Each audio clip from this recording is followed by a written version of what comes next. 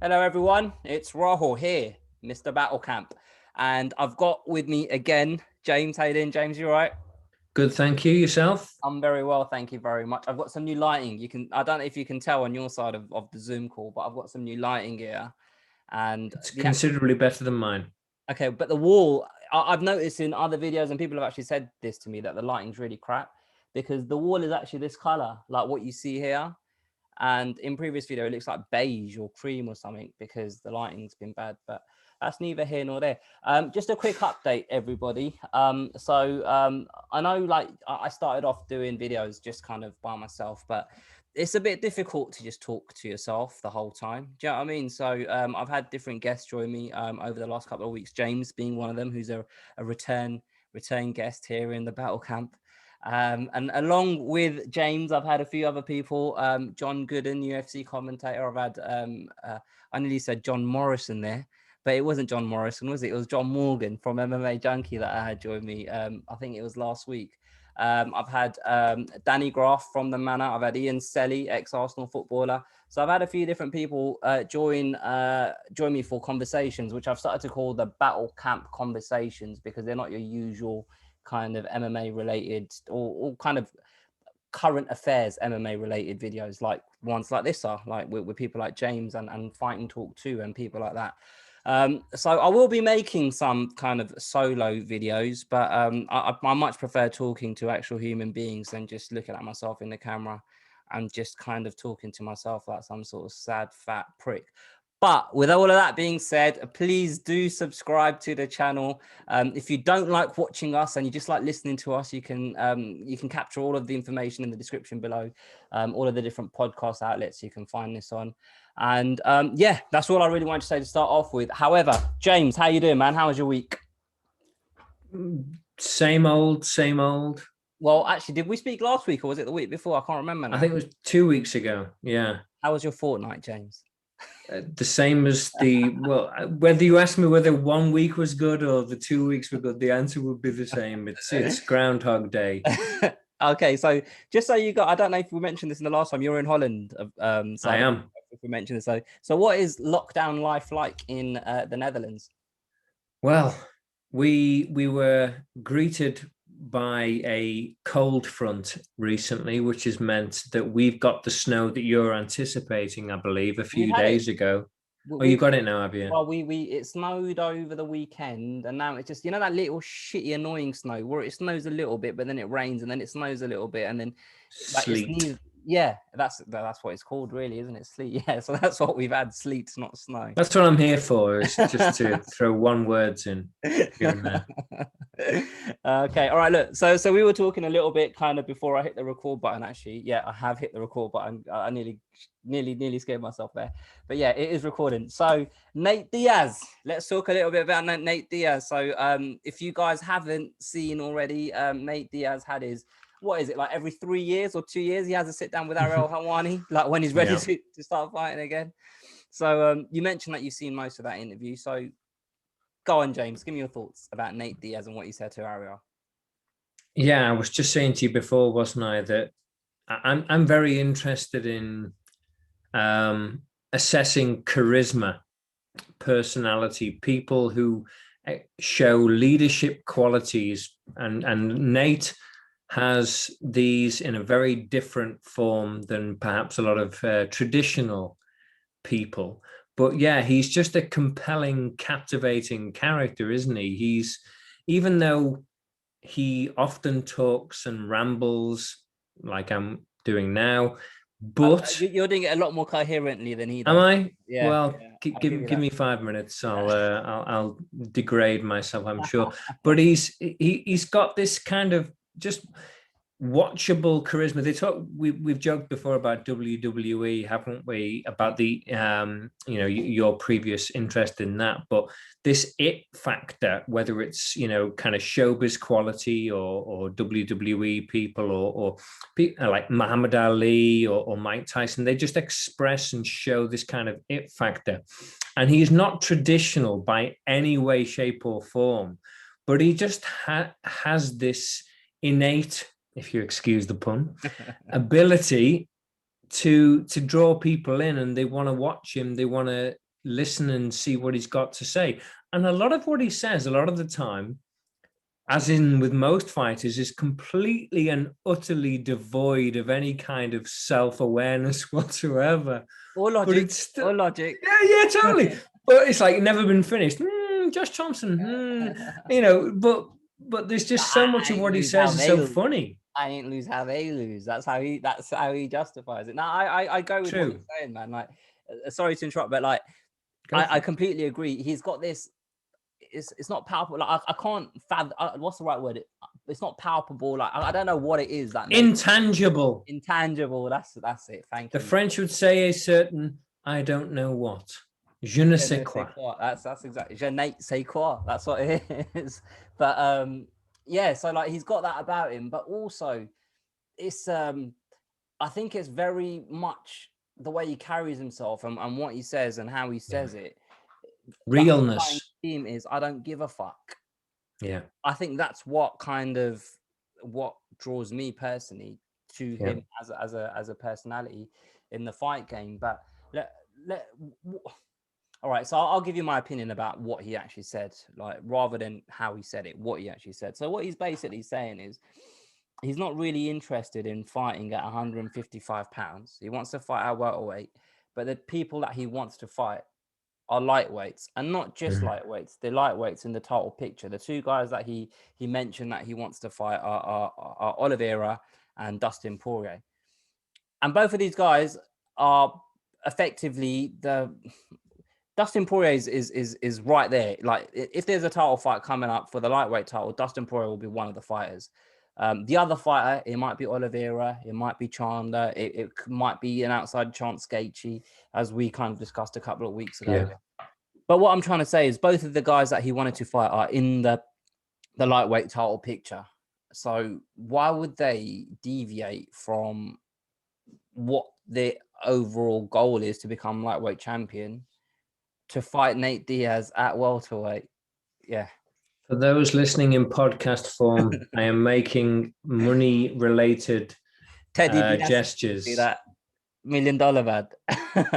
It's true, though, isn't it? I mean, that it's the hilarity and irony of this all, where Dana White was previously saying he's not a needle mover, and then coming full circle on that and saying he's a needle mover now. The whole idea of Nate Diaz previously was he's a great B side to the A side that was Conor McGregor. That kind of, he has totally and utterly called his shots since he returned to the fight game. He came back and, by all accounts, set up the Pettis fight. He got in touch, his people got in touch with Pettis's people and said, this is the fight that Nate wants. Are you in? Yes, we're in. He then called out Jorge Masvidal after beating Pettis as well. It wasn't even a disrespect. It was like, you a bad motherfucker. I'm a bad motherfucker. Yeah, exactly. But he called that out. So Sean Shelby should be getting no finder's fee whatsoever for these matchups because Nate's doing it all. Exactly. Yeah.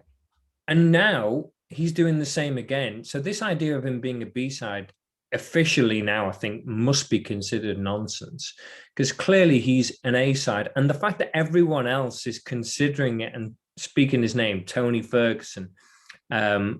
Well, I don't know whether Chandler certainly has, and Poirier. The fact that they're all mentioning him before or at the same time as clearly shows that they agree. He's transcendent. He's money fight. Yeah, he is a money fight, and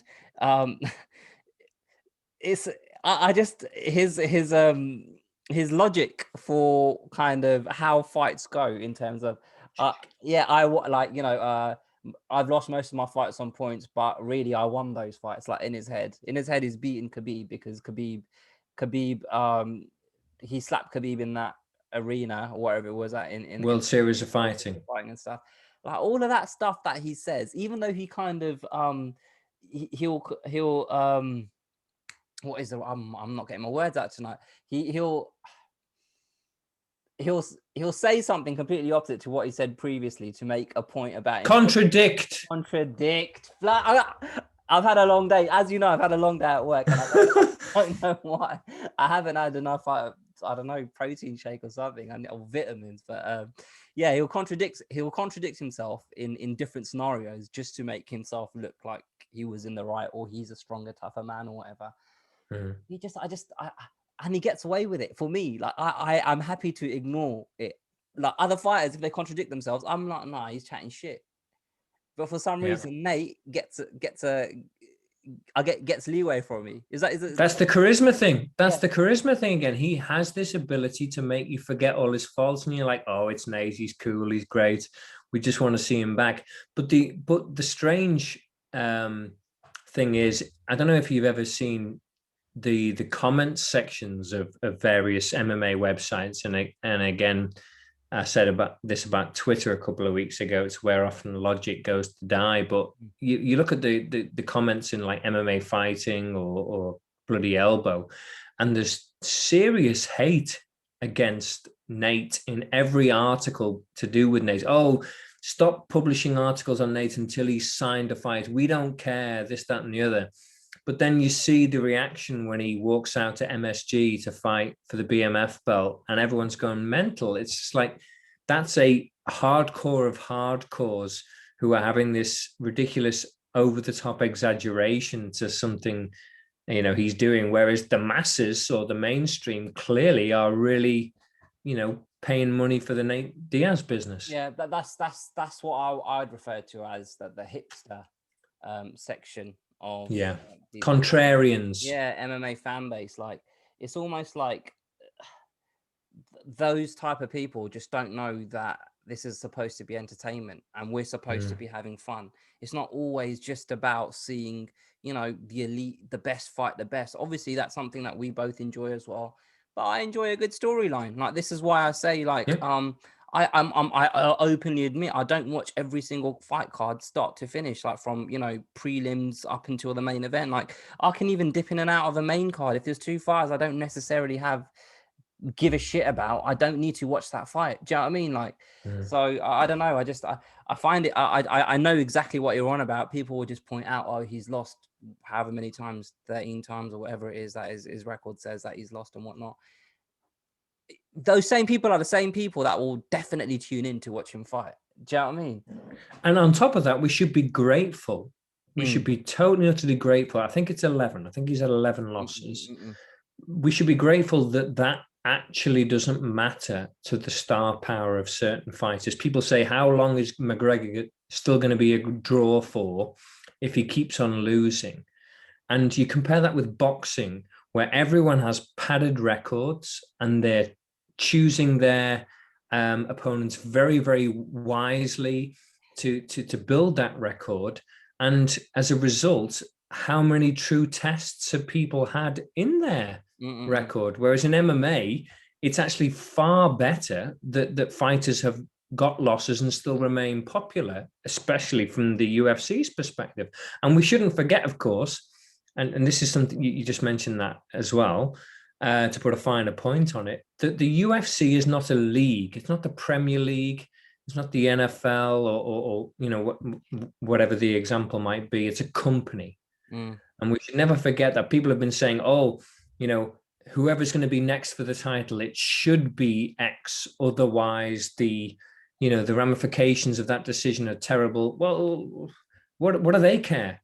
It's a company. It's not this sport that is all governing of fairness and ethics. It's a business and it's there to make money. And therefore, what's going to draw the most is going to be a huge consideration on what they choose for the next fights. And fair enough. I think the only problem with that is, and although I agree with you, is when it works in the company's favor, they bring the rankings as a reason of logic to make a fight. Gilbert Burns, and we'll come on to him later on, is a prime example of him just shooting up the rankings when Jorge Masvidal wasn't playing ball, and all of a sudden a win over Tyrone Woodley made him ranked number 2 and in line for a title shot, when we all sat here thought to ourselves, well, after what Jorge Masvidal did to Ben Askren, surely he should be getting the next shot if it's not going to be Kobe Covington. So I think that's where it falls down. Either just be outright, okay, well, look, we're just going to make the fights that make the most business sense and what we think the fans want to see, or just do the rankings thing. And I understand a ranking is a good framework to use to determine who is Next in line. yeah, the right man or woman for the next title shot. But when there's a money fight, there's a money fight. And one, you make a good point about boxing, because I totally agree with what you're saying. The reason I saw a meme actually recently on Twitter or Instagram where people were like, there's going to be 7 of the 12 title holders within the UFC are going to be fighting in the next 3 months, with 2 of them fighting each other, being Jan Blachowicz and Israel Adesanya.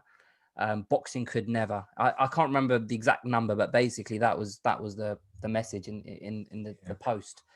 And it's true, like in boxing, like even though they have so many more champions, it's very difficult to get those champions to face each other, or contenders that are deserving to fight the actual champion in whichever organization or governing body you look at within the sport. But having said that, this is why we love MMA, because we see guys fight each other, deserving men and women fight each other at the right time when fighters are in their prime. And this is why when people lose, there is a way back for them, a la Dustin Poirier. How many times has he lost? He lost to Conor McGregor. He came back and he lost to Michael Johnson. Eddie Alvarez. Didn't he lose to him as well or something? Or I think it was a DQ but Michael Johnson, I think he lost to as well, didn't he? Yeah, he beat Michael. He lost to Michael Johnson. But anyway, so he's had his ups and downs. Holloway even lost to Dustin Poirier, and look what he did just a couple of weeks ago. Even though he's not a champion anymore, but he's becoming into a star. But you've still got that platform to express yourself and be respected as a top fighter. And just, this is going off point now, but with Conor McGregor losing, it doesn't take away from the fact that he is an elite at the moment anyway, or he has shown in a recent fight against Cowboy that he is an elite fighter.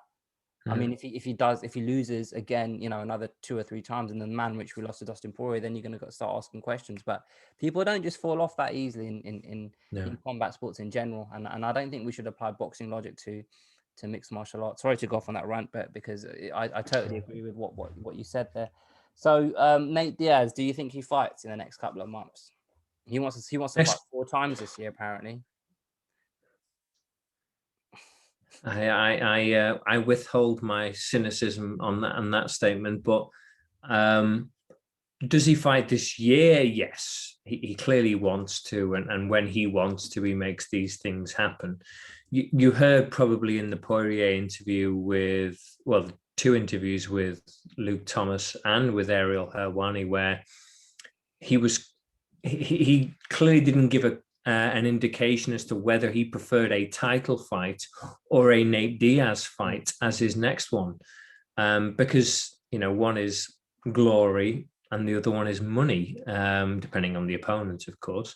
But he's definitely going to fight. It's just who is going to be the opponent. That's the question. Who do you think is the most likely of opponents next for Nate Diaz? I can't see the UFC signing off on a Nate Diaz fight against Dustin Poirier or Charles Oliveira at welterweight or 100, definitely not 165 pounds, because I can't see Dana White allowing a fight to happen at a weight class that there's a little bit of momentum, might not be the right word, but there's rumblings about there should be a 165 pound weight class.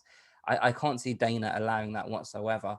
I can see Nate Diaz fighting this year, but if he wants to fight at welterweight, the UFC will make him fight at welterweight. And we've been hearing about a fight between Colby Covington and Jorge Masvidal for months. Yeah, potentially happening, and obviously it hasn't been formally announced. Jorge Masvidal seems to be in the same mind frame as a Dustin Poirier and Nate Diaz. They're after fights that create the most revenue and that make them the most money. So I'd have my money on, if he's not going to fight at lightweight, then it will be Jorge Masvidal at welterweight, and they'll rekindle this BMF stuff. I don't think that's going to happen given what Nate said in the interview, though. He was like, I'm over that. Those guys were playing games and they talked a big game about doing the rematch. But then clearly Nate's people reached out to try and sort that. And they were all like, yeah, bigger fish to fry, mate. So I don't think I don't think the weird thing about Nate, and again, he's this enigma wrapped up in a riddle, enshrouded in a mystery, but he is all about timing. That was the big thing that it came out of that interview was certain fighters make sense, but only at certain times. You know, whether they're off losses or wins. Obviously, wins being the main thing. And I thought him against Tony Ferguson. Tony Ferguson, if I remember rightly, is a 155 fighter who fought on the Tough series at 170. So that would be a perfect opponent. Two stand-up fighters. Nate doesn't want to fight someone who's just going to wrestle him all the time. Yeah. But he's coming off a loss, or indeed a couple of losses. So the timing necessarily isn't there for that. So he's all about, yes, certain people, but it depends whether the timing works for him in his mind and his logic. I totally agree with you there, but I think that with the way I've seen Jorge Masvidal's kind of negotiations with the UFC unfold over the last, his last couple of fights, and this Kamaru Usman one being a prime example of him losing out on a title shot because of his management not being able to secure the deal that they felt was right for Jorge Masvidal to challenge for the title. And then he eventually actually ended up fighting for the title, on that short notice fight, etc. They clearly have an idea of what they believe Jorge Masvidal is worth commercially. And I just don't know whether the UFC are willing to, given how those negotiations went initially, are willing to give Jorge Masvidal what he wants for a dangerous fight against Kobe Covington. Because it's not just dangerous in the sense that there's a chance that he's going to lose that fight against Covington, but all of the stuff that's happened in the past in terms of, the words that they've exchanged and the ego and just what's at stake in terms of whoever loses that fight, the other guy's going to have the bragging rights for, until or if they ever fight again. Do you know what I mean? There's a lot at stake. And I think because of that, Jorge Masvidal and his camp are going to want a hell of a lot of money to agree or sign on that fight. And I don't think there's that much money in it from the UFC standpoint, because neither of these guys are champions. Will they have a pay-per-view where this is the headline fight? I mean, I personally think it is headline worthy of a pay-per-view, Jorge Masvidal against Covington. But I don't think the UFC would be willing to do that, have that as the main event. And if that's the case, then where does that leave Jorge Masvidal? It leaves him needing a dance partner. And if it's not going to be for a title shot, then it may as well be for the BMF belt, because we've seen them headline a pay-per-view with that fight previously. Was that the headline? I can't remember now. I think that was the main event. For BMF, it was November 19, The Rock giving the title out. So, but that was the main event, because and the UFC went against their own rules for that, because the only other guy that does that in recent times is Conor McGregor, who headlines a pay-per-view without a title being on the line. So I like, even though at that point, Cower Brothers, I think Jorge Masvidal's managers were saying, "Oh, we got bigger fish to fry." Well, them fucking fish are still frying. It's been weeks. Do you know what I mean? Like, how long does it take to fry those fish? We're ready to eat it. Do you know what I mean? So fish have gone off. Yeah, exactly. The oil's cold now. So like, and there's no logical explanation as to why, because Kobe's been ready for months by all accounts, and so's Jorge Masvidal. So really and truly, they should be, coming towards stepping in there and getting that fight signed off. But it's not. And the hold up is what makes me think that is the most likely fight at 170 if he comes back. I mean, I can see him fighting a Dustin Poirier in the main event of a numbered event, because of Dustin Poirier coming off the high of beating Conor McGregor. But Nate just seems very against going down to 155 pounds. But I mean, stranger things have happened. Just because he says it now, it doesn't mean that if that is offered to him, look, you can fight Dustin Poirier at this event in June, July or whenever. Are you in? But you have to make lightweight. That's the determining factor. He's been absolute in him saying no to 155 in the recent interview. But if they said to him, okay, Dustin Poirier, it's at 155 and it's for the title. I mean, however unlikely that might be, but if they said that to him and the chance to win the title, then maybe all of his 170 or bust morals go out the window. Mate, and then your guys on the comment section of MMA Fighting are going to be ripping their hair out if that happens. Ooh, typical Diaz. Did you notice actually during that interview how much, for me anyway, like he seems to have aged a little bit. He looked like Nick. Yeah, he looked like Nick. He had like a chunky. He had a chunkier face. Yeah, the bum chin I'd never noticed before.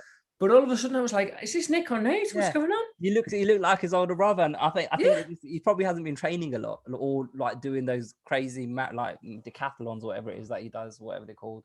Triathlons, he does, doesn't he? Yeah. I went with a 10, and it's a free event. But you know what I mean. But yeah, I don't know, because his face looked fuller. Let's just say that, and yeah, he looked like his brother. Every time I was looking at him, I think, fucking hell, he looks like Nick there. But yeah, all right. Look, let's talk a little bit about. Let's change subject a little bit, because we had an event over the weekend, headlined by Volkov and Alistair Overeem, and the co-main event was Corey Sandhagen against Frankie Edgar. And I'll just let you know my thoughts. Like there's parallels between both fights, and you've got like a veteran of the game, and in one corner. And you got an experience. You can't really call the opponent a young up and coming guy, but he's an experienced, established top fighter in that weight class. And what we saw were two veterans get dismantled in very different ways. But I kind of left both fights with the same sort of feeling watching those two guys lose. What did you make of those fights? Similar. It's not quite out with the old, in with the new. It's more out with the old, in with the more recent. It's not quite a catchy saying. It's like when you upgrade from normal Amazon to Amazon Prime, innit? Exactly. Yeah. Just one stage above. Yeah. Fascinating. A mate of mine texted me earlier today with the Sandhagen knockout, and I said to him, my watching it in real time, my jaw involuntarily just fell open completely for like several seconds, and my mate texted me back, I think his jaw was pretty open for several seconds as well, which was harsh. But it's funny because I've got Corey Sandhagen's a very interesting character, because I worried for him, given how Aljamain Sterling put the pressure on him and effectively dismantled him by putting pressure on him. And Frankie Edgar is a pressure fighter, so I was like, oh, this is going to be really interesting. But it was just draw him in, flying knee, done. And I heard someone said today, I think it was, that if anything, the dismantling of Alistair Overeem was even more brutal, because it was over time rather than a one-hitter quitter type of situation. This was like, a round and a half or whatever it was, where he just got absolutely mauled by someone. And you look at Volkov, and he's put on approximately 20 pounds in weight compared to what he was previously, regularly fighting at. So that power was clearly there. And Overeem's a kickboxer by trade. So to get thoroughly dominated by another kickboxer, albeit, but in that fashion, and even when you're expecting Overeem to shell up as he does, so you're not thinking, oh, he's hiding or the fight's about to be over. No, if you know Overeem, that's what he does. And then he waits for the flurry to be over and then fight back or counter. But in this, there was no real counter or fight back. It was just getting bested by an improved guy. All right, so let's just focus on the Overeem and Volkov fight, because it's difficult to talk about, you know, 4 different fighters. And Sure. anyway, so I totally agree with you. I think the issue that going into the fight, I'll be completely honest. I placed one bet on fight night, and that was 15 British pounds on Overeem to beat Volkov. And that was based off of just the fact that he was born not far from where I live. He was born in London, West London, which is where I'm from. So I've always had a soft spot for Overeem. And I only found that out watching a UFC event where it said born Hounslow, England. And I'm like, fucking hell, Hounslow, that's just the next borough across. So that's just a side story. But I bet on Overeem, thinking that he's displayed this ability to fight in a style that isn't necessarily how we've grown up watching Overeem fight. He's changed how he fights to accommodate his declining chin. Do you know what I mean? He can't take a shot the way he was once able to, and he's adapted his style to be able to take on the heavyweights in that division. And it always seemed to me he kind of fell at the hurdle that was kind of like you say, hitting that top kind of 5 sort of heavyweight bracket. Super elite. Yeah. So basically guys that could maybe potentially win the title. And Volkov is a guy that I didn't necessarily think was there yet until Saturday night, effectively, because I'm going to sneeze because it's gone back. So yeah, but Overeem I thought would win, but what I thought Overeem would struggle with the distance with Volkov just because he's so big. And Luke Thomas said this earlier on. I think it was earlier this week, where he said Volkov is actually a fighter that actually fights tall. We're used to seeing tall heavyweights in the UFC, but not a lot of them actually use the advantages that height brings with it. And Volkov's a guy that knows how to do it. But I thought Overeem would mix it up more, and I thought he'd be able to, you know, get inside and clinch and push him up against the fence and make it a dirty fight and start grinding on him. And it would be, you know, later on in the fight, and he'd start kind of overpowering Volkov. And I didn't know whether Volkov had the engine to last 5 rounds. And that's the logic I used to think that Overeem might win, as well as me just being a fan of the man. And then what we saw was Volkov using his size, as I've just mentioned, and what Luke Thomas said, but Overeem just had no answer and couldn't get inside. And I think the reason he couldn't get inside is because he was hurt. He was hurt early on in that fight. Yeah, I think his nose broke in the first round, and he just couldn't recover. And he just didn't have his wits and senses about him, and he couldn't deliver the sort of fight that we're used to seeing. Now, that's not to say if his nose wasn't broken, he would have gone on to win that fight. I just think Volkov isn't in that little bracket of fighter that Overeem still has the ability to beat. Volkov's above that now. And that's why we saw the result that we saw on fight night. We've said this before a couple of weeks ago with regards to all MMA fights, that the margins for error and for losses and victories are just wafer thin. But is it any more wafer thin than at heavyweight, where the power is, you know, the whole argument of MMA maths that X beat Y and therefore, you know, they would also beat whoever, you know, it's just nonsense, because you cannot predict, especially with that kind of power involved, who, if someone beats someone, then they're going to beat the next person. It just doesn't work that way. And Volkov, you know, if you look at Overeem and Volkov, they've both got wildly varying results in recent years. You look at Overeem, in fact, the parallel is quite only becoming apparent to me now. You got Overeem against Rozenstruik. Always bugs me when people say Rozenstruik, a bit of Dutch pronunciation for you there. I should say Overeem as well. I'm fluent in nothing but BS, but it's apparently Alistair Overeem and Stefan Struve and Jairzinho Rozenstruik. But anyway, for the purposes of Well, what to we're be saying. fair, Alistair Overeem is born in Hounslow, so we can say it how we want to say. Well, that's fair enough. That's fair enough. And he's flown both flags before, hasn't he? Yeah. But if you look at him against Rosenstruck, so he was beating him for 4 rounds and 4 minutes and 50, whatever it was, and then got beaten. And then Volkov against Derek Lewis was winning every second of that fight until he got absolutely KO'd because that was his that balls fight. were shot. Exactly. So, that's they're more than capable of being contenders and elite contenders unless they get smashed to the face by someone with heavyweight power. And that's what you're dealing with in the heavyweight division, I suppose. I suppose actually, now that you mention it, like Overeem, he obviously he still carries power. He's got the power, but I just feel like because he's had to adapt his style to always bear in mind that if someone hits him in the chin, there's a good chance he's going to go.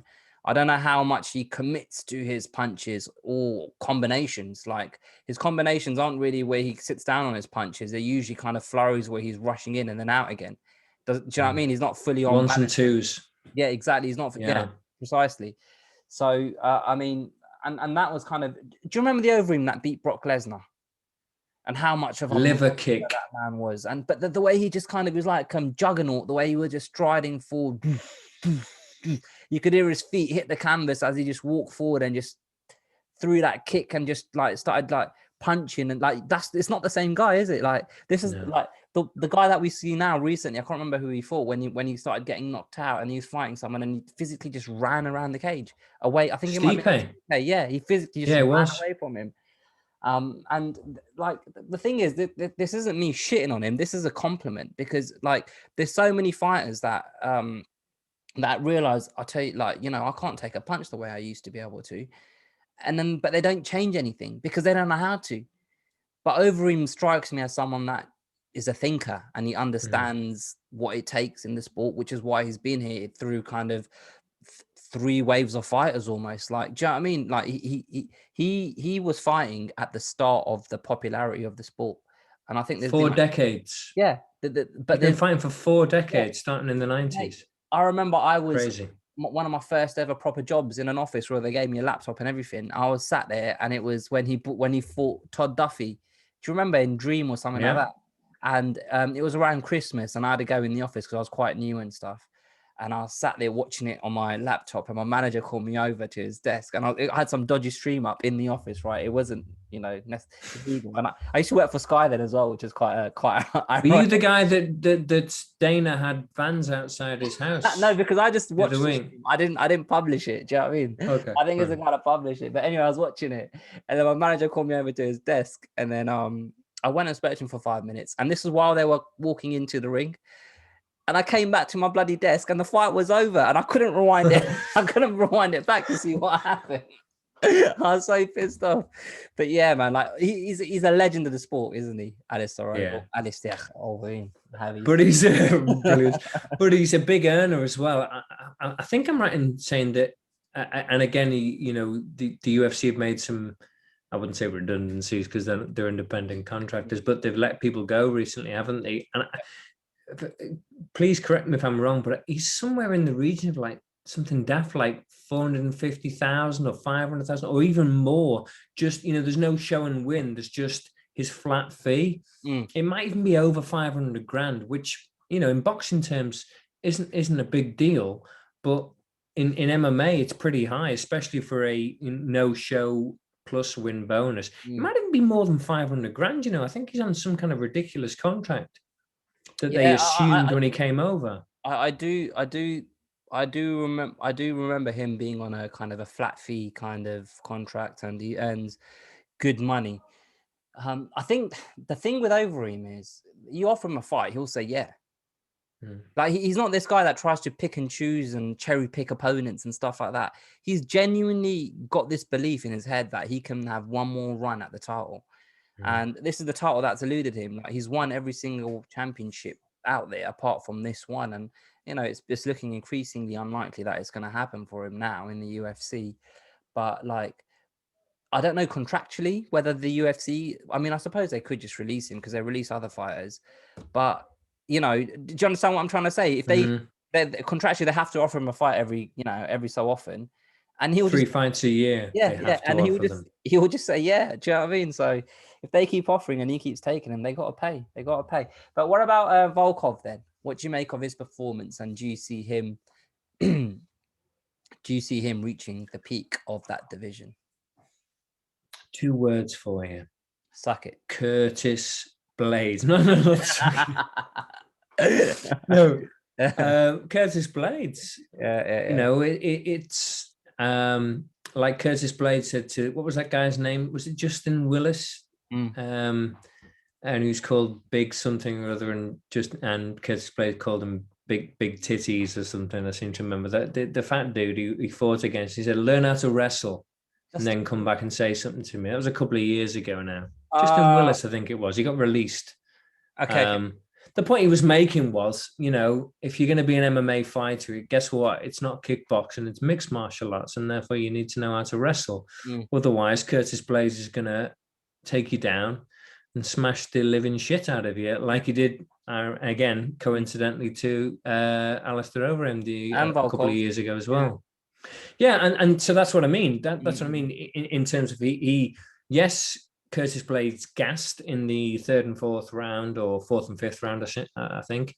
And I don't think I've ever seen a worse post-fight interview as Curtis Blades gave after that fight, where he just could not get his breath. But do you remember going into the actual fight? Curtis Blades was kind of quite vocal after a while, and he was talking about money and this and that, and he had a lot to say. And Dana did not like that one. Yeah. And that's after the fight when Dana was like, well, if he's going to perform like that, then he don't deserve a title shot, because you see how tired. How convenient. How convenient that a guy who talks about fighter pay gets a load of grief from Uncle Dana at the end of it. But yeah, but that's what's stopping. You know, you said Volkov, and I went on a Curtis Blades tangent. Sorry, but that's the major obstacle there. Just like Francis Ngannou beating Curtis Blades is the clear stumbling block to him getting a title shot, because he lost to him twice.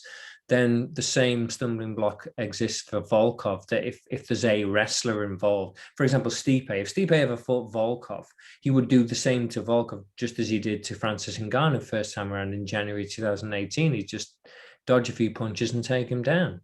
And that's probably his ceiling. I think I agree with you, but the only thing is, like you mentioned earlier on, he's put on this extra weight.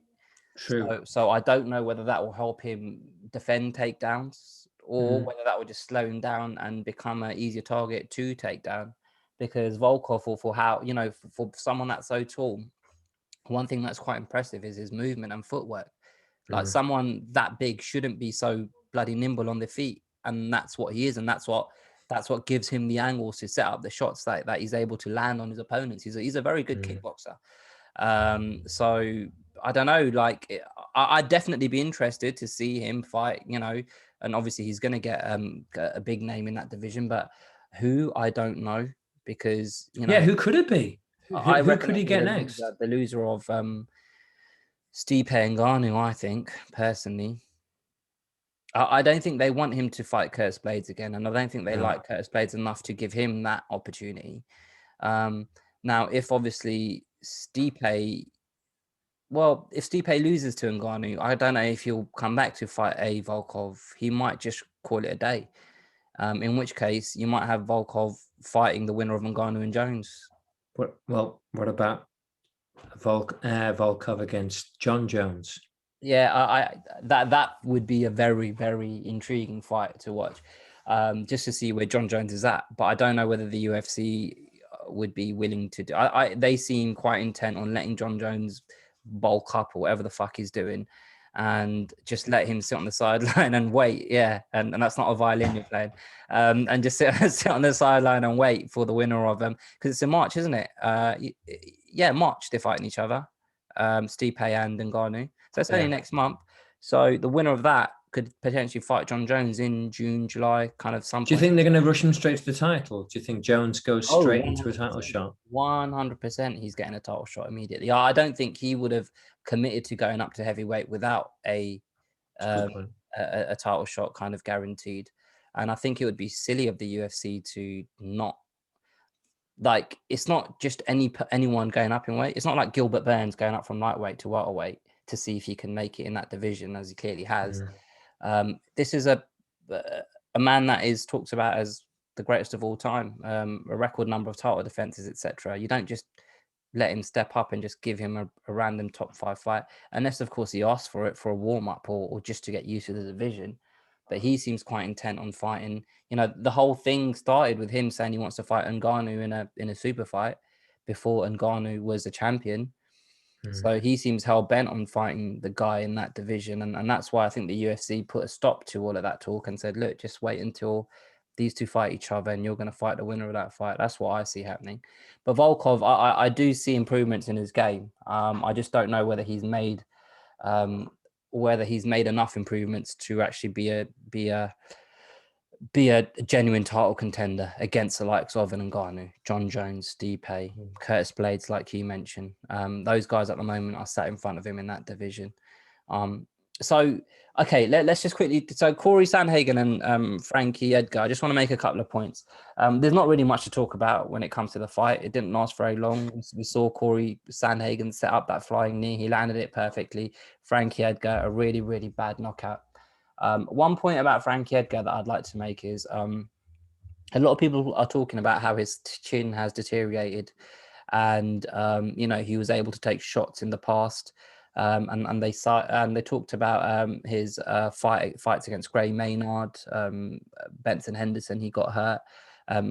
Aldo, he's got hurt. He got rocked in a couple of the Aldo fights. Ortega, he got knocked out. I don't know whether I agree with that sentiment, because to me, a chin there's two ways of looking at a chin. One is at point of impact, how does your body react? And Frankie Edgar's a guy that has got hit and fell on his ass on a regular basis. And Maynard is a prime example of that.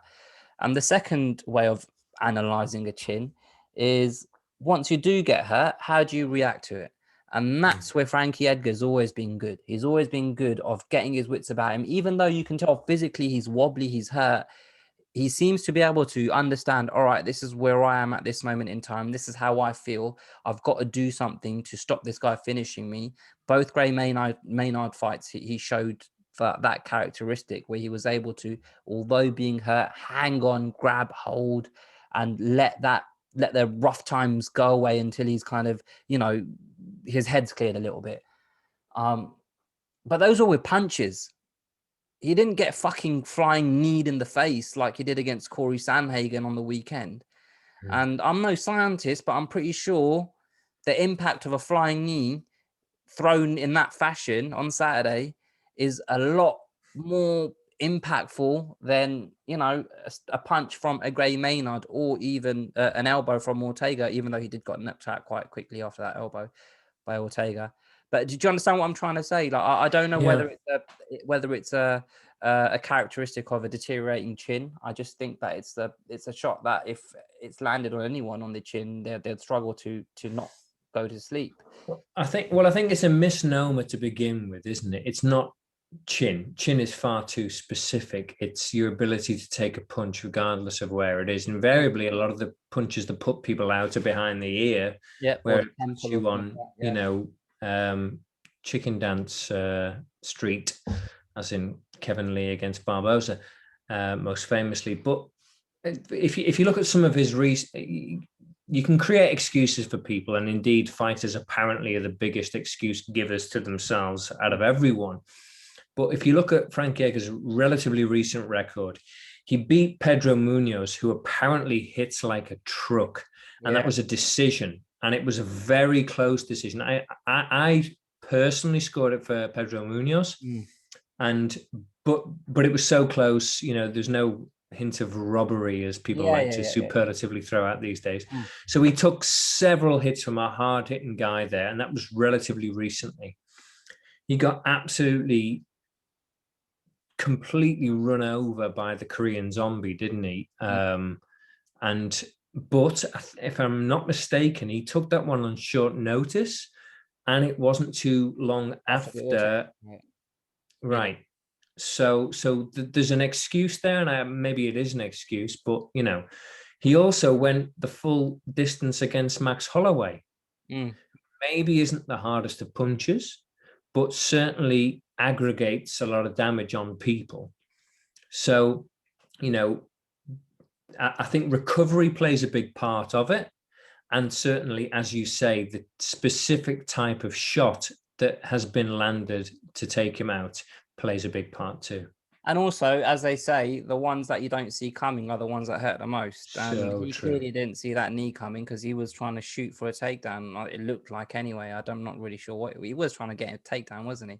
He weren't just. He was just coming in. Yeah, it was a little bit unclear as to what he was going for. He was coming in to close the distance, but it wasn't quite an Askren against Masvidal. Oh, Struth, he's running towards me. I'll duck in for a takedown. But yeah, it was a bit more unclear, wasn't it? So what do you make of Sandhagen? Because here's my thing on Sandhagen. Don't get me wrong. He's clearly a very, very, very good fighter, and he's got skills to pay the bills. But I don't know whether I am so in love with him as I've seen people talk in terms of, oh, he's definitely deserving of the next title shot. He's the guy to beat in the division. He's really turned the corner. Like the impression that I get of people talking about, and I've heard, did I hear? Ara Helwani talking about him. I even think the Morning Combat Luke Thomas, Brian Campbell were full of praise for him, and deservedly so. Like, he deserves the praise. Don't get me wrong. The point I'm trying to make is it wasn't so long ago that he lost to Aljamain Sterling. Yeah, and that was a comprehensive defeat. Now, swarmed. Sorry? He was swarmed by him. Yeah. And I'm not saying that if they fought again, that's what would happen. But he has shown a weakness in his game that we haven't seen him have to prove since. He's fought Marlon Moraes, a guy that likes to stand up. And yeah, he schooled him. And he's fought Frankie Edgar, a guy that likes to mix it up. But he got the KO before he had the chance to mix it up. So he's had he's done that impressive performances, impressive knockouts, but two favorable type of opponents like Frankie Edgar, even though he likes to mix it up. I think just the height difference and just where Frankie Edgar currently is in his career in terms of him being slightly, over the hill. He's not exactly prime Frankie Edgar. I don't know whether I'm a fan of Corey Sandhagen. I definitely believe he's up there. I'm not a believer just yet because I've seen him lose just so recently against Aljamain Sterling. What do you make of all of this talk about him being the next best thing since sliced bread? Sliced bread having been invented several years previously. Yeah, it's one of those things where he's so uncharacteristic of what you expect as a fighter. He doesn't look like one. He doesn't talk like one. All the respectful comments he made about Frankie Edgar afterwards, which was very nice to see. But again, not typical of fighters. I'm pretty sure, but I might be wrong. I'm pretty sure 2 or 3 years ago he fought John Lineker, and it was almost in a submission type situation. And throughout that fight, I'm pretty sure it went the distance, and he won a decision. But he was infinitely hittable throughout that contest. He was often working on the back foot. Indeed, even in as short a time as the Frankie Edgar fight went, he was on the back foot. He's a fighter who is often countering or just doing things from the back foot, which therefore, as an observer, you look at and think, is this guy superbly skilled, or what am I missing here? Because it's so atypical of what you expect for the marching forward zombie who's going to smash everyone. So I think that's confusing to a lot of people. They don't see the subtlety of his fighting art. Not that I do, because I think exactly as you do. I think a lot of those things are abundantly clear. And when you see him get absolutely blitzed by Aljamain Sterling, you do think, well, okay, is he in with a bullet for the next title shot? Do I think he should get it after this title fight coming up between Petr Yan and Aljamain Sterling? Absolutely. But as we said earlier, this is, not who deserves and what's ethically correct. It's what the UFC thinks is going to make the money. And if Dana White took 6 months or whatever it was to confirm Aljamain Sterling as the number one contender for the bantamweight belt, what makes anyone think he's going to suddenly advocate for Corey Sandhagen? Yeah, well, especially with TJ Dillashaw coming back. So, well, that's the big question. Why anyone would think that, okay, well, Sandhagen has to fight. Again, I think from a promotional perspective, for me, I would be looking to the future in the medium and the long term. I wouldn't be putting Sandhagen and TJ together. I'm thinking here's two guys that you want to build separately.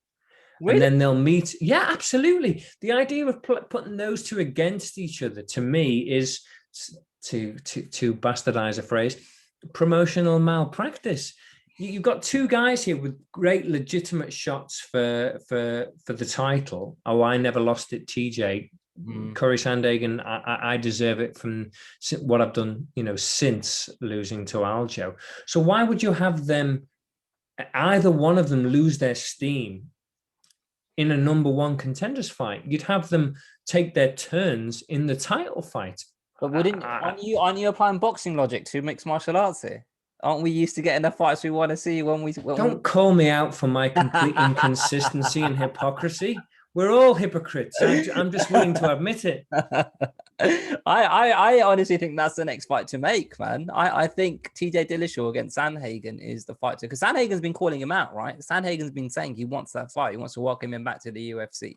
And Dominic Cruz as well. He called him out too. Yeah, Dominic Cruz is about he's fighting that Casey Kenny, isn't he? With his great views on gender equality. 4 or 5 in the morning, you were saying. I was going to make a video about that, but then I refrained. Not about whether my opinion on what they were talking about. My opinion on them talking about that subject is what I was going to make a video about. But yeah, I think TJ Dillashaw against Sandhagen is a good fight. You know what? I think I've got my knickers in a twist a little bit about the fact that I don't feel like Aljamain Sterling is getting the credit he deserves, because Sandhagen's having all these praises sung about him, and he literally just lost under a year ago convincingly within a first round, within 2 minutes, whatever it was, to Aljamain Sterling. And it took 6 months, like you said, for Aljamain Sterling to get that fucking title shot that he's deserved for God knows how long. And they're already just talking about Corey Sandhagen being the next champion when we don't even know what's going to happen in this title fight with Peter Yan and Aljamain Sterling. Do you know what I mean? Like, I just, it's just. So why is that then? Why don't you think Aljamain Sterling is getting the credit from the fan base? There's two things. Corey Sandhagen was known as this artist on the feet. He was known as this guy that painted beautiful pictures with his fucking way he was able to strike people. And then these two knockouts, let's be fair, they were exquisite. They were like a 30-yard screamer in football. Do you know what I mean? They were like the highlight reel knockouts. So those two things combined with the fact that he seems to be this media darling, everybody in the media, or these MMA journalists, whether it's Luke Thomas, Ara Hawani, they all love him. And I don't know whether it's just because he comes across as kind and courteous and conscientious, and they've just got a good personal relationship with him. But I genuinely think that has a lot to do with it in terms of just the love he's getting out here in the streets. Do you know what I mean? I see it, but I don't see it to the extent that these guys are talking about it, because I'm going to go back to the same point. He just lost to Aljamain Sterling very recently, and the two fighters he's fought since don't have the kind of skill set to expose that gap that Aljamain Sterling was able to expose. So let's see him fight someone that might be able to do it. And guess who can? TJ fucking Dillashaw. He can.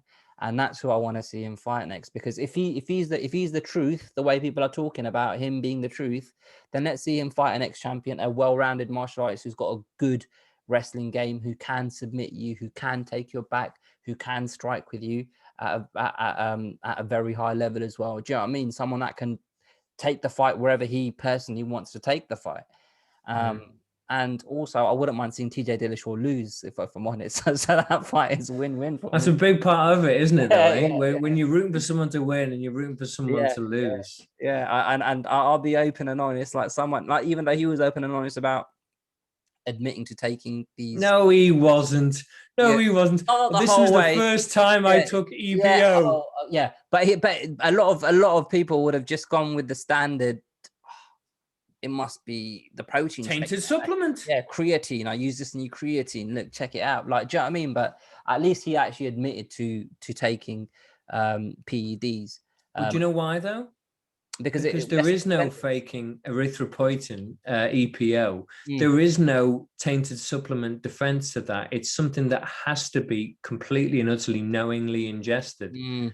There is no excuse. And also, I'm pretty sure he could have had more than a 2-year suspension. And because he kind of cooperated, that's what the suspension was, 2 years. I think it could have been like a 5-year one or something. No, I think it's up to 2 for your first and then up to 4 for your second. So we got the standard. Isn't it depending?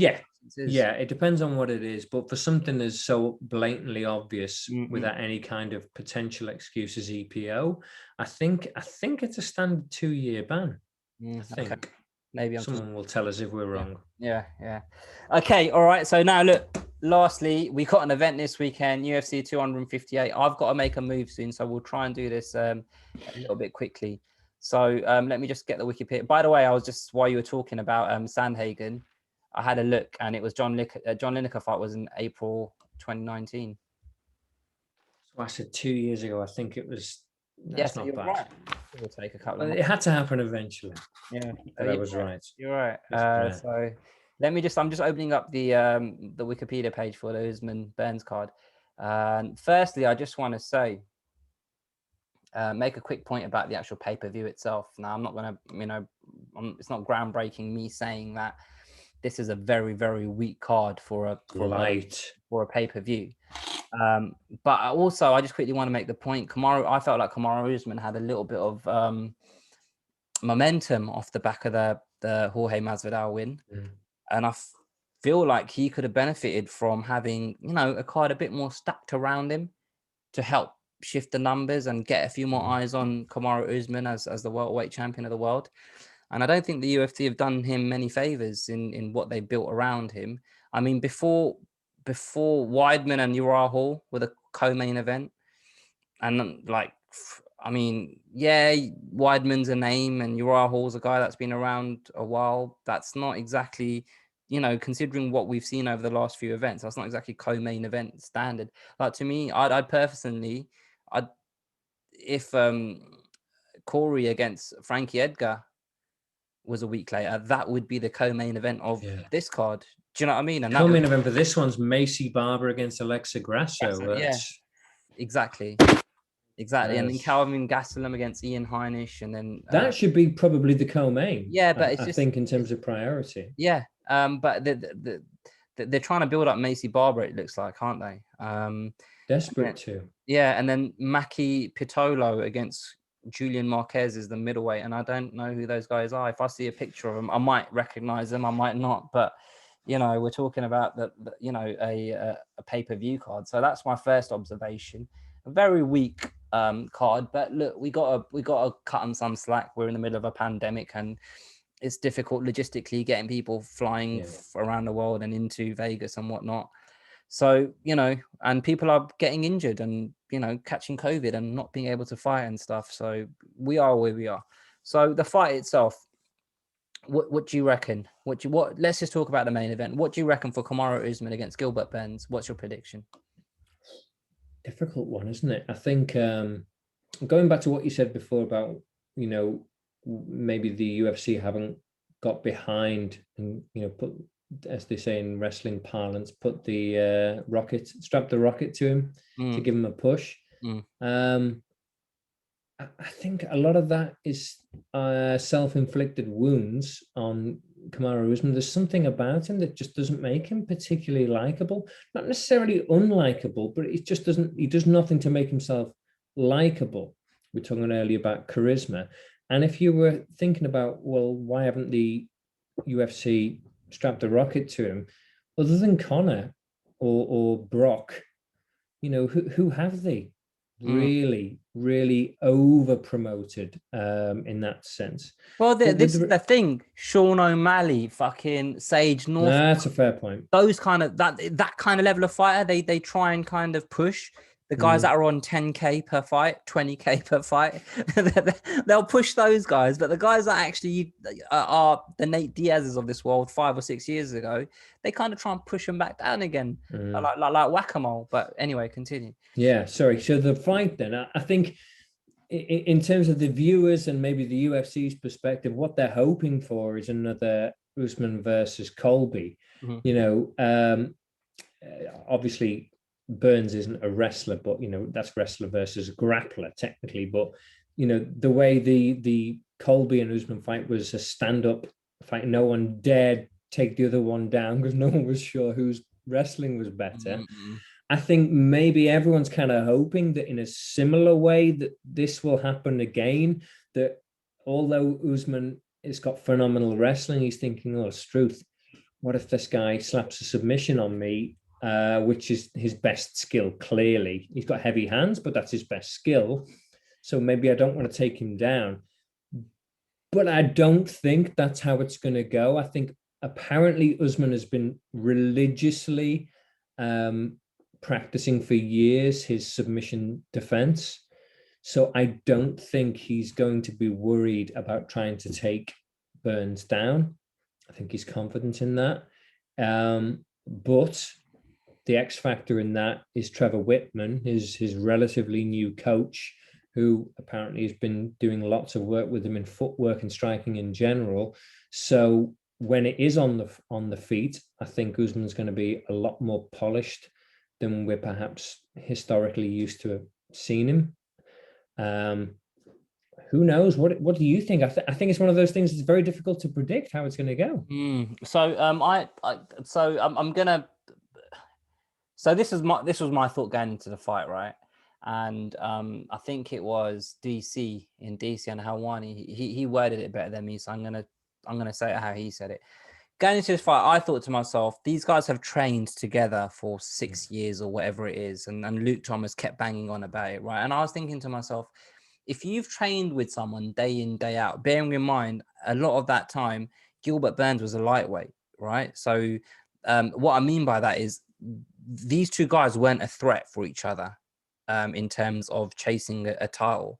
So I don't know whether either of them held anything back from one another while they were training together, or whether they actually just shared, oh, this is the technique that I use. Or did you understand what I'm trying to say? Whether they'll have sparred fully open, yeah, countless rounds. They would have, sparred together and worked together.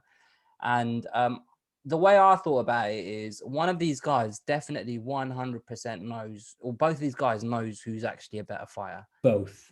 DC said one. The truth is both. Both, yeah. There's a mate of mine who I spar with regularly, Dom, and he hands my ass to me every time we spar. Right. Everyone, it's not just one. DC said, both of you know who. They both know who's better, right?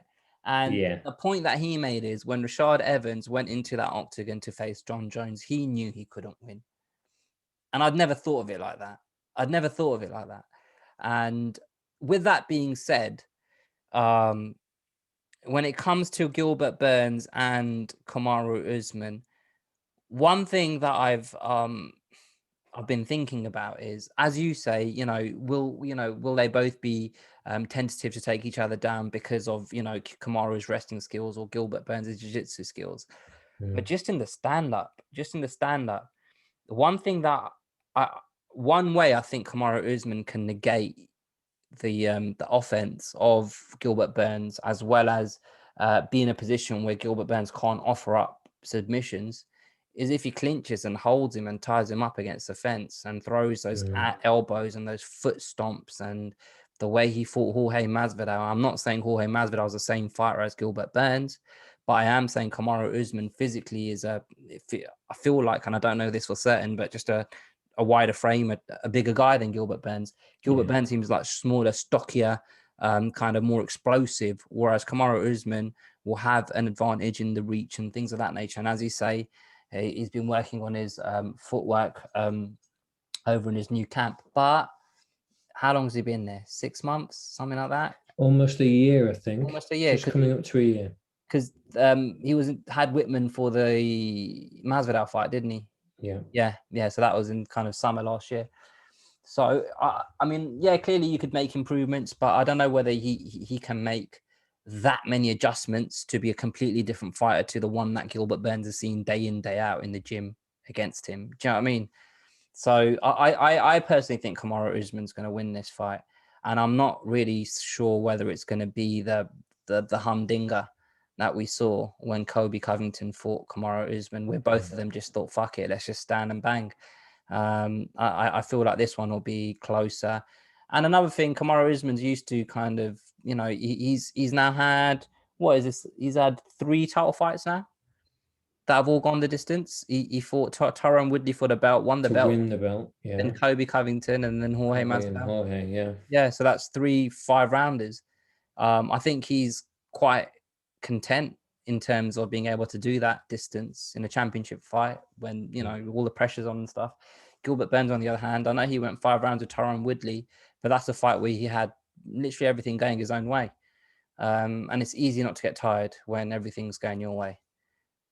But when it's not going your way and you got Kamaru Usman all over you and you can't get him off, that energy is going to start draining. And I don't know whether Gilbert Burns is, I wouldn't want to be so rude to say he's got a puncher's chance. But in terms of, knocking Kamaru Usman out or hurting him on the feet, it will have to be a hell of a punch. I can't see him teeing off on him with a combination that eventually topples him over. And if he's getting drained and if he's getting kind of that energy sapped out of him as the rounds progress, that power is going to start to diminish. And we're going to end up with a guy who's relying on his jiu-jitsu, trying to take an elite MMA wrestler down, which isn't very likely going to happen. So I can't really see a way Gilbert Burns wins this fight personally. Interesting. Yeah, I think if you're definitely going to be right if you see Gilbert Burns at some point lying on his back, inviting Kamaru into his guard. Then you'll know that that's definitely the the last chance saloon in that sense, isn't it? Yeah. Do you think they dislike each other now? Do you get that feeling that they kind of dislike each other? More so on Usman's side, because he feels the one who's being challenged. It's easy to feel disrespected and challenged when you're the champion. You expect teammates and ex-teammates to have more respect and look at it that way as opposed to the business that it really is. Yeah, I kind of felt initially when Gilbert got the first title shot, which was last year before Jorge Masvidal jumped in. They seemed like, oh man, we have to fight each other because that's a sport, but that's my brother, that's my dog, whatever they were saying. And now that seems to have declined. That kind of talk isn't really kind of the prevailing kind of message that both fighters are trying to give. Now it's just, but then again, we're now a week away from the fight, or not even a week.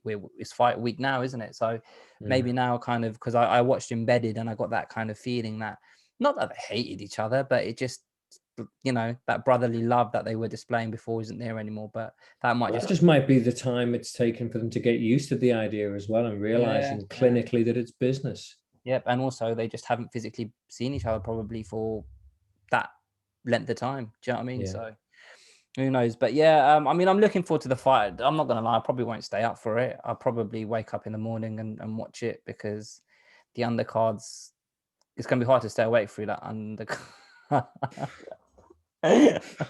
But yeah, how about yourself? Yeah, I think I am looking forward to the Macy Barber Alexa Grasso fight, just because I remember again watching her on the Contender series when she made a debut as a Contender, or Dana White, whatever, looking for a fight, whatever it was, a couple of years ago. Don't look this one up and prove me wrong. I'll take my 100% batting average at this point. But when she fought on a couple of years ago, I was watching her. And her ridiculous confidence, her over-the-top confidence, I'm going to be the youngest champion, I'm going to beat John Jones's record, or whatever she was saying at the time. And I was thinking, wow. I remember doubting her cockiness at the time, thinking, you haven't really, done enough to believe that yourself. Yeah. But again, that's something like we mentioned before with the charisma. That kind of confidence and visualization is something I'm just personally fascinated with because it's so anathema and different to how I think. So, that's what I'm interested in. I'm seeing how she performs. And in fairness to her, when she did her ACL against Roxanne Modafferi a year or so ago, to come back and to do it in a new camp. She's not with Duke Rufus or with Ben Askren anymore. She's gone to Chicago. So I'm interested to see how she responds. I don't know. I just heard it, a snippet of it. I didn't really hear who the camp was, but it was someone, maybe it was Illinois as opposed to specifically Chicago. But she's definitely in a new camp. She's not training where she was. So yeah, I'll be interested to see how she rebounds. Fair. Can't argue with that. I think on that card, let's just end it on this note. What I'm looking forward to, aside from the actual main event, is I'm literally looking at this now. So I'm looking at the actual card. I mean, Kelvin Gastelum, obviously, this is make or break for him, innit? This is make or break. This is a fight that he should be winning, and we've seen him kind of come in, kind of sometimes overconfident and underperform and things of that nature. And sometimes he looks $1 million. Like, and I don't know whether it's a mental thing for him or whether it's just kind of he's just one of these guys that has his off days. But he's lost 3 in a row now to Adesanya. He's lost 4. He lost to USADA as well. A 9-month suspension for marijuana. Before they changed the rules against marijuana. So he's in a must-win situation. But the thing is, like, that loss against Israel Adesanya was such a high for him. Like, his stock grew even though he lost that fight. And where he is now, fighting Ian Heinisch, and that middleweight division's got a number of different names in there. Do you know what I mean? Like, there are 5 or 6 guys that are kind of up there, and he's kind of fallen out of that to fight Ian Heinisch. And if he loses this fight to Ian Heinisch, then I still think he needs to get his diet right. Just from the eye test, from the eye test, you look at that guy and think, I know obviously he used to fight at 170, but if he got his diet right and maybe trained a bit more year round as opposed to in camps, surely he's got a run in him at 170. I mean, I don't know whether I'm just being too strict. He looks like he could probably make lightweight if he actually lost weight. But I don't know. To me, even some of the welterweights like that, like you see, even out of camp, they're kind of in shape, and they're just 100. I'll walk around at 180 pounds. I walk around at 185, 190 pounds. But they've still got a 6-pack and they're still in good shape. Whereas Gastelum, at 185 pounds, you don't really see him with a 6-pack, do you? Do you know what I mean? More like a keg. Yeah, but when he used to fight at welterweight, the amount of times he used to miss weight and he used to step on the scales and you think to yourself, mate, you're not in shape. Like, it's easy for me to say I'm a fat guy with a fat belly, but I'm not a fighter. Do you know what I mean? I'm not getting paid to hit the scales. Like, well, and next time you're on the scales, just ask Rafael Cordero to be stood behind you and just put your elbow against his, and then you'll be instantly several pounds lighter. It's all good. On that note, I'll do that in the morning actually, because it's weigh-in day tomorrow. I'll just tweet Cordero. But anyway, look, James, thank you for sharing this time with me. I need to go for this walk now because I need to bang out 10 kilometers, and it's now 8:15 in the evening, and it is snowing. But anyway, thank you for joining us, guys. Please do subscribe if you haven't already. Comment below on all the stuff that we've spoken about in this in this podcast. And I'll catch you guys next time. Cheers, James. See you later. Cheers. Stop.